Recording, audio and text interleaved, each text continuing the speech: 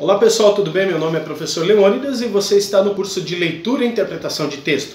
Pois bem, nesta aula, na aula de número 78, nós continuaremos a nossa análise, o porquê ler os clássicos, né? A definição da leitura dos clássicos do professor Ítalo Calvino.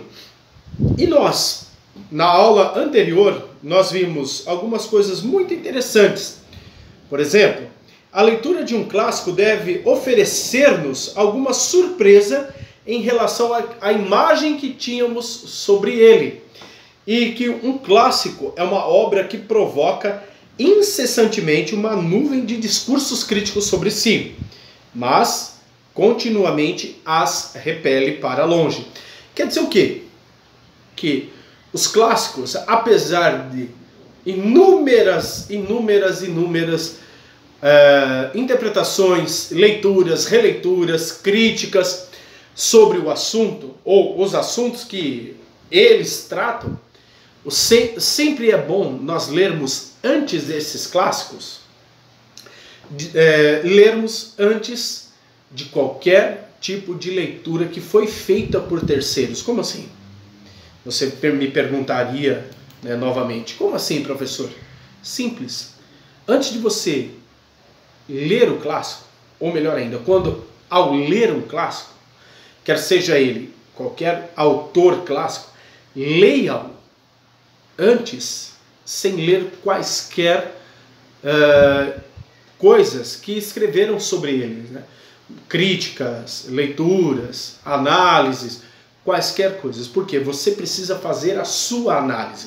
E com isso, né, nós temos uma coisa interessante, que agora começaremos de fato esta aula, né, fazendo uma pequena revisão daquilo que já dissemos na aula anterior, agora fazendo esta pequena introdução, né? Olha que interessante. Dito tudo isso, poderíamos derivar uma seguinte definição. Os clássicos são livros que, quanto mais pensamos que conhecemos, né, conhecer, por ouvir dizer, quando são lidos de fato, mais nos revelam novos, inesperados, inéditos. Sim, gente, olha que interessante esta afirmação do professor Ítalo Calvino, que há uma grande diferença entre ouvir dizer que conhece um clássico e ler este clássico propriamente dito. Por exemplo, há uma grande diferença você ler A Escrava Isaura, você ler, ter contato com este clássico da literatura brasileira, do que você apenas ouvir falar sobre ele através da obra, né, do folhetim eletrônico, da novela, né, adaptado para a novela, em 1976, do Silvio de Abreu, com a Lucélia Lins e Rubens de Falco. E aí a adaptação em 2006, feita pela Record TV, né, com a Bianca Castanho e o Petrônio Gontijo. Uma coisa é você ouvir falar sobre Escrava Isaura e apenas assistir a novela, que é uma adaptação, né? Tanto a versão de 2006 da Record quanto a 1976 do Silvio de Abreu. Mas ao ler o livro, esse que é interessante, ao ler o livro, revela a você detalhes importantíssimos da obra. Compreensões e percepções do autor que você jamais terá em uma adaptação para um folhetim eletrônico. E o interessante, quando você lê a obra, isso que é o interessante aqui, diz, quando são lidos de fato, se revelam novos, quer dizer, cada leitura, como nós já falamos na aula 76 e aula 77, e torno a repetir nesta aula, a cada leitura, novas facetas, novas compreensões e novas definições chegam até você. Isso que é o incrível de cada leitura que você faz, do clássico ou dos clássicos que você lê. Naturalmente isso ocorre quando um clássico funciona como tal, isto é, estabelece uma relação pessoal com quem o lê. Já dissemos isso na aula 76 e 77. Funciona como um espelho. Podemos usar, aliás, essa metáfora do espelho para dizer que as leituras que fazemos dos clássicos que lemos revelam a nós esse espelho. Por quê? Estamos, aliás, diante de um espelho. Por quê? Você me perguntará. Porque ele reflete a tua condição, né, de inteligência e compreensão desnuda, ou seja, tal como ela é, que é a sua curiosidade. E curiosidade esta que é essencial, primordial para que você não deixe de ler e reler um clássico. Por exemplo, curiosidade, citei aqui, né, nas aulas anteriores, o exemplo do livro Le Père Goriot, o Pai Goriot, de Honoré de Balzac. Com certeza, te trará uma curiosidade ao ler ou até reler este livro. Se você já o leu, releia-o, por favor. Mas se você nunca leu, ou só ouviu falar, né, de Le Père Goriot, o Pai Goriot de Balzac, leia-o diante a esta perspectiva. O que ele quer dizer a mim? Quais são as compreensões e entendimentos que esta obra trará à minha pessoa sobre a minha visão que eu tenho de mundo e sociedade e sobre a visão que o mundo e a sociedade têm para mim. Isso que é o mais interessante, né? Isto é, estabelece uma relação pessoal com quem o lê. Se a centelha não se dá, nada feito. Os clássicos não são lidos por dever ou por respeito, mas somente por amor. Exceto na escola. A escola deve fazer com que você conheça, bem ou mal, um certo número de clássicos, dentre os quais, ou em relação aos quais, você poderá depois reconhecer seus clássicos. Então, na verdade, isso daqui, agora, eu concordo plenamente mesmo, 100% com o que o professor Ítalo Calvino diz. Muitas vezes nós somos apresentados aos clássicos, né, aos livros clássicos na escola, até de maneira errônea, impositiva. Você tem que ler! Aí você lê por ler, só para fazer uma prova. Mas não. A partir do momento que você tem um interesse, quando ele diz aqui, né, você irá depois, ou poderá depois, reconhecer os seus, entre aspas, clássicos. Ou seja, você refaz essas leituras. E ao refazê-las, você descobre coisas que você passou desapercebido. Porque você é uma criança, um jovem, né, um adolescente, um jovem. Daí vem, em consonância com o que ele diz, né, que as leituras da juventude podem ser poucos profícuas pela impaciência, distração e inexperiência das instruções para o uso. E muitas vezes você tem essa pouca instrução, até pouca experiência para o uso desses clássicos. Uso este que eu digo, a questão da leitura. Ok? Leitura. Então, conforme passa o tempo, você produz as tuas leituras, né? Você produz as suas leituras e com isso você elege os seus clássicos. Correto? E a escola é obrigada a dar-lhes instrumentos para efetuar ou efetivar uma opção. Mas as escolhas que contam são aquelas que ocorrem fora ou depois da escola. Com certeza você já leu, um exemplo, a coleção Vagalume, obrigado, mas depois você despertou para este clássico da literatura infanto-juvenil, né, estes clássicos, na verdade, né, da literatura infanto-juvenil moderna no Brasil. Não vai me dizer que você nunca teve curiosidade de saber o mistério da Rua 15, né? O que quer dizer a expressão escaravelho do diabo? São títulos, né, da coleção da coleção Vagalume, que eu os encorajo a lê-los novamente, todos os títulos, por sinal, né? E essas escolhas, quando você tem esse poder dessa livre escolha, não livre arbítrio de ler ou não, mas a livre escolha de eleger estes clássicos, ou por coleção, ou clássicos, né, livros isolados, é propriamente sua, porque a partir das suas experiências com essas leituras, você elege os seus clássicos e você faz as suas leituras compreensões, por vezes, mais aprofundadas do que a primeira ou a segunda leitura que você já fez dentro daquele livro, né, ou daqueles livros. É só nas leituras desinteressadas que pode acontecer o despertar com aquele que se torna o seu livro. O que quer dizer essa leitura desinteressada? É o ler por ler? Não, é o ler para conhecer, interpretar, compreender, né? E conheço, por exemplo, né, que ele diz, o Italo Calvino, um historiador de arte, o homem de inúmeras leituras que dentre todos os livros encontrou sua preferência no documento de Pickwick. E a propósito de tudo cita passagens provocantes do livro de Charles Dickens. Olha que interessante aqui. Por que não você ler esse clássico de Charles Dickens? O documento, no Documentos de Pickwick. Quem sabe você não desperta o amor pela leitura desse livro ou de um clássico que você leu na sua adolescência ou juventude? Obrigado, porque a escola te obrigou, né?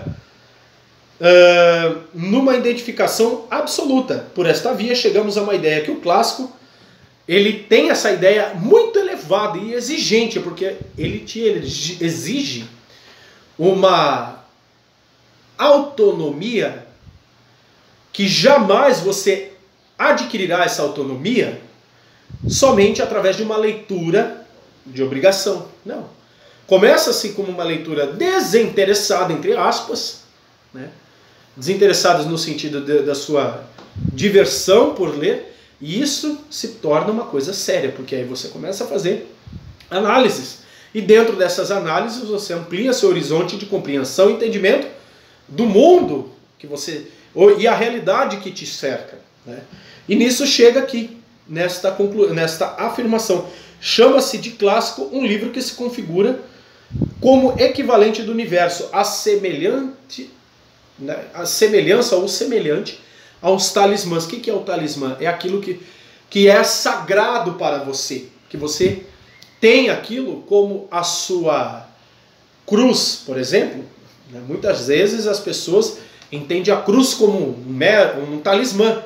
Aquilo te é sagrado, te é caro, ou seja, te pode indicar até, se você permitir, dentro das suas leituras dos clássicos que você lê, ou que você elege como clássico para você, meu caro aluno, minha cara aluna, como verdades quase que absolutas, ou verdades absolutas, né?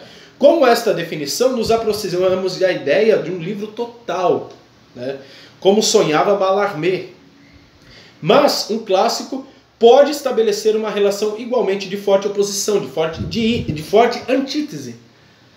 Como assim? Tudo aquilo que Jean-Jacques Rousseau pensa, né? Por exemplo, o Jean-Jacques Rousseau, filósofo materialista, ele é o pai da antítese moderna. Olha que interessante. Que tudo inspira a um irresistível desejo de contradizê-lo, ou criticá-lo, ou de brigá-lo com ele. Você tem essa liberdade de fazer isso com o clássico que você lê. Você pode não concordar com aquilo naquele momento que está sendo dito. Porém, por que você faz isso? Olha, eu não concordo. Exatamente porque é fruto das leituras e releituras que você faz. Olha que belo.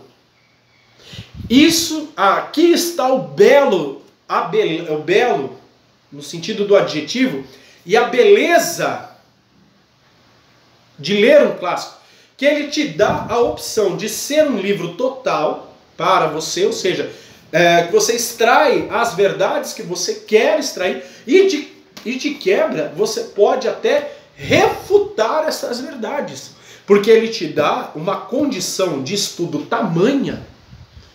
Você começa a entender e perceber e compreender que o teu horizonte está tão amplo que ele pode te dar esta opção de você tentar criticá-lo, refutá-lo muitas vezes. Mas por quê? Porque é fruto de seu estudo, fruto de suas conclusões sobre o clássico que você lê. Não é belo isso? Olha a beleza que está por detrás disso. Aí, pesa a sua antipatia particular num plano temperamental. Temperamental. Ou seja, o seu sentimento. Mas, por isso, seria melhor deixar-se de lado. Contudo, não podemos deixar de incluir entre os autores, direi, portanto, o seu clássico é aquele que não pode ser-lhe indiferente, aí que serve para definir a você próprio em relação e talvez o contraste com ele. É o que nós acabamos de dizer. É o que nós acabamos de dizer. O belo de ler, o belo do clássico, a beleza de ler um clássico é isso. De você contradizê-lo.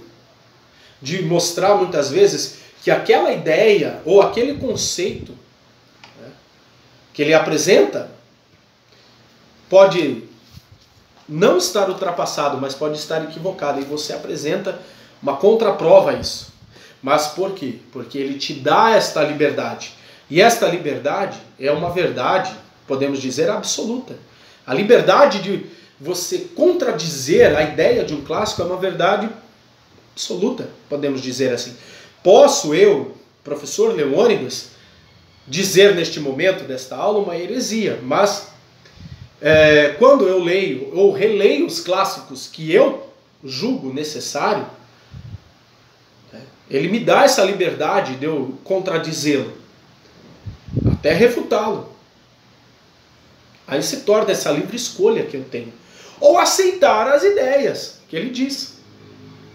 Esse que é o belo. E aonde está a beleza de ler um clássico. E com isso, pessoal, nós temos aqui, olha que interessante também, aquilo que se distingue o clássico no discurso que você faz, né? Aqui no caso ele fala, eu estou fazendo, professor Ítalo, mas ele fala, olha, o que você faz talvez seja só um efeito de ressonância que vale tanto para uma obra antiga, uma obra moderna. E o que seria essa ressonância? Aquilo que você aprendeu. Então você está ressonando, reverberando o que você aprendeu. De maneira como um papagaio? Não. Mas são as ideias, conceitos que você forma a partir destas leituras, né? Que vale tanto para uma obra antiga, uma obra moderna, mas já com um lugar próprio numa continuidade cultural. Olha que interessante. Então nunca acaba. Nunca é um fim em si mesmo. Sempre há algo para se descobrir. E poderíamos dizer, um clássico é um livro que vem antes de outros clássicos. Mas quem leu antes, os outros, e depois de ler aquele, reconhece logo o seu lugar na genealogia. Por exemplo, quando você lê, né, O Alto da Compadecida, Ariano Suassuna, não vá me dizer que você não consegue enxergar a trilogia das Barcas de Gil Vicente. Olha lá, corrobora com essa afirmação. Um clássico é um livro que vem antes de outros clássicos. A trilogia das Barcas, né? É um livro que veio antes, muito antes, por sinal, do Alto da Compadecida. Não vá me dizer que você não enxerga no João Grilo o parvo do Alto da Barca do Inferno. Interessante, né? Não vá me dizer que você não enxerga também a alcoviteira no João Grilo, na alcoviteira do Alto da Barca do Inferno, na figura do João Grilo do Alto da Compadecida. Então, o clássico, gente, não é um fim em si mesmo. Ele não acaba em si, ele sempre busca atrair novas perspectivas, novos horizontes. E a esta altura não podemos mais adiar o problema decisivo, como relacionar a leitura dos clássicos com as outras leituras que não sejam clássicas. Claro, o Alto da Compadecida hoje, no Brasil, ele é encarado como um clássico da literatura brasileira. Mas até então, quando ele foi escrito, desculpe a gafe, tá? Mas a licença poética me permite dizer isso, né? quando ele foi escrito, ele não era um clássico, mas ele, com certeza, Ariano Suassuna, quando escreveu esta obra, ele se baseou na trilogia das Barcas, de Gil Vicente, pode ter se baseado também na Divina Comédia, olha que interessante, de Dante. Aí nos vem esta pergunta: por que ler os clássicos ao invés de concentrarmos em leituras que nos façam entender mais a fundo o nosso tempo? Por que ler, então? Esse é o cerne das nossas aulas. Por que ler os clássicos? Porque os clássicos, gente, olha que interessante. E onde encontrar tempo e a comodidade da mente para ler os clássicos, esmagados que somos pela avalanche de papel impresso da atualidade? É claro que se pode formular a hipótese de uma pessoa feliz que se dedique o tempo à leitura, de dias exclusivamente a ler Lucrécio, Luciano, Montaigne, Erasmo, Quevedo, Merleau, Discours de la Méthode, William Mister, Coletti e tantos outros, né? E tudo isso, né, podemos responder o seguinte: aonde nós encontraremos tempos? E por que ler estes clássicos?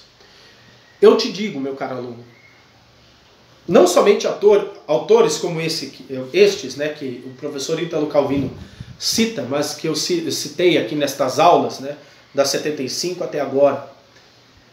Por que nós lemos? Porque ali, muitas vezes, está a origem, o cerne daquilo que nós lemos, por exemplo, em livros que não são clássicos. Como eu disse, né, anteriormente, dando o exemplo do O Alto da Compadecida, comparando com a trilogia das Barcas, de Gil Vicente. Por exemplo, quando nós lemos lá os livros da coleção Vagalume, eles bebem nas fontes dos clássicos. Claro que os clássicos, eles não são leituras para mero entretenimento. Não, é para leitura de análise, entendimento. Às vezes nós julgamos não ter tempo para isso. Porque o nosso mundo é mundicão, corrido, atarefado, assoberbado. Porém, por que não fazer esse exercício do tempo de leitura? Não é?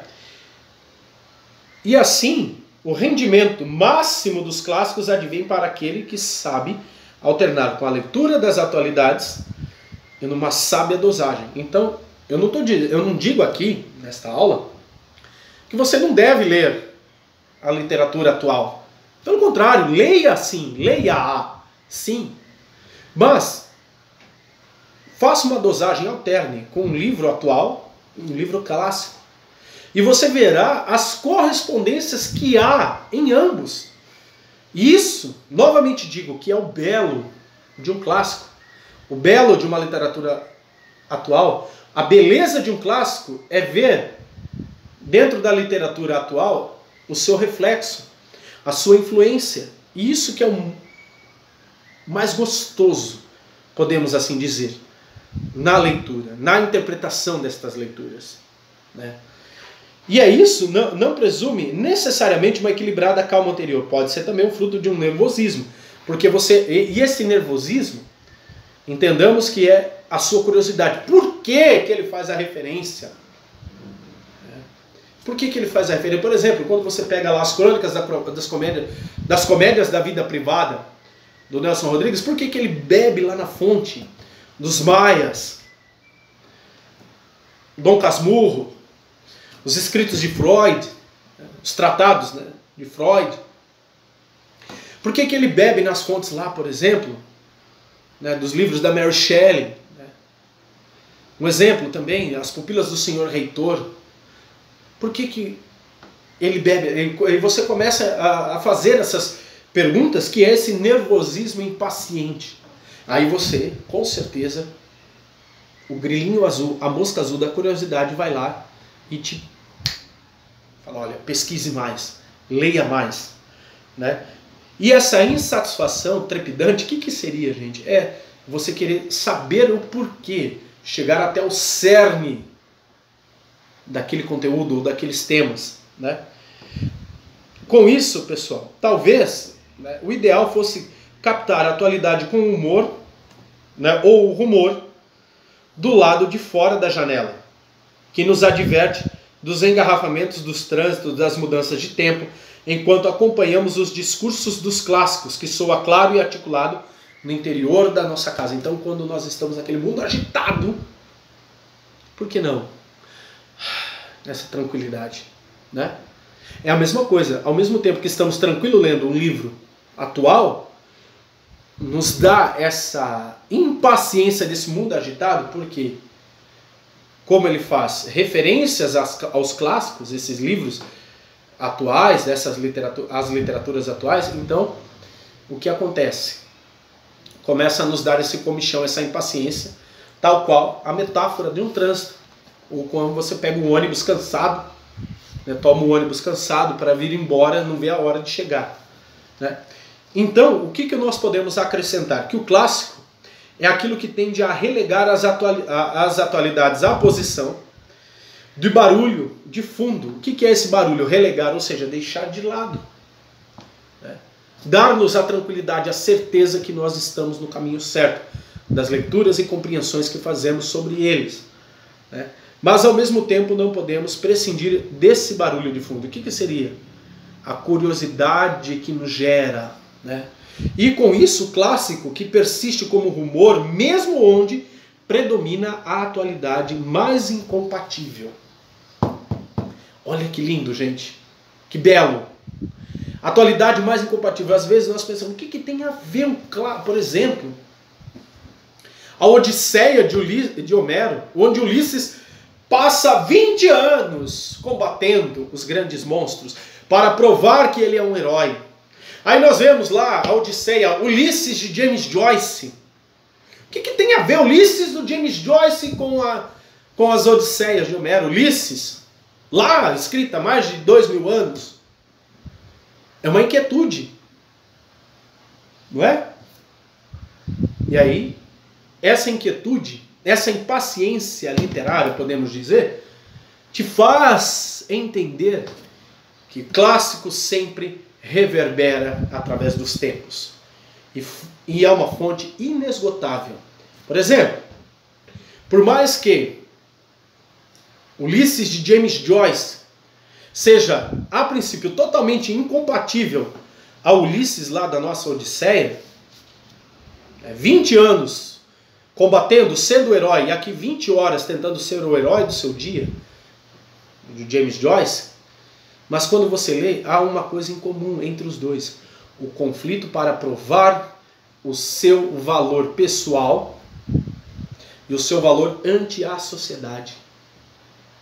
Vale aí uma dica de leitura. Leia, por favor, a Odisseia e Ulisses de James Joyce. E essas realidades, muitas vezes distópicas e incompatíveis, a princípio tornam-se inteiramente compatíveis, inteiramente simbióticas, que você não consegue mais saber, ou, não vou dizer compreender, mas você não consegue mais saber quem é quem. Por quê?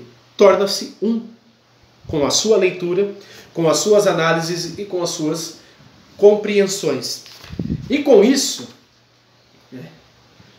concluímos esta aula aqui. Olha que legal, gente.